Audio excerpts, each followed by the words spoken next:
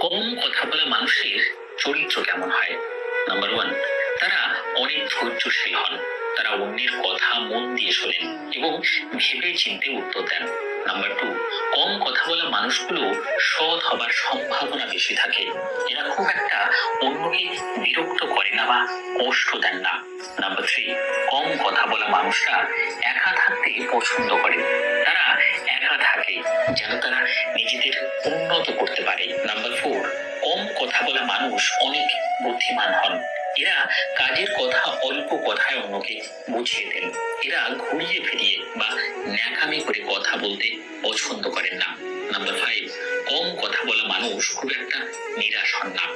তারা যে কোনো কাজকে মাঝপথে ছেড়ে চলে যান না, ধৈর্যের সাথে সেটি সম্পূর্ণ করার চেষ্টা করেন। কম কথা বলা মানুষের চরিত্র কেমন হয়? নাম্বার ওয়ান, তারা অনেক ধৈর্যশীল হন।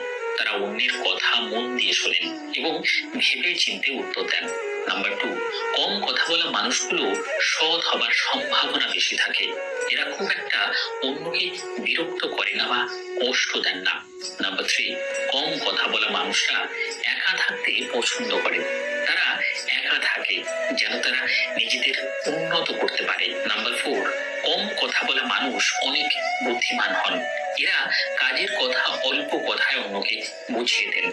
এরা ঘুরিয়ে ফিরিয়ে বা ন্যাকামি করে কথা বলতে পছন্দ করেন না। নাম্বার ফাইভ, কম কথা বলা মানুষ খুব একটা নিরাশ হন না। তারা যে কোনো কাজকে মাঝপথে ছেড়ে চলে যান না, ধৈর্যের সাথে সেটি সম্পূর্ণ করার চেষ্টা করেন।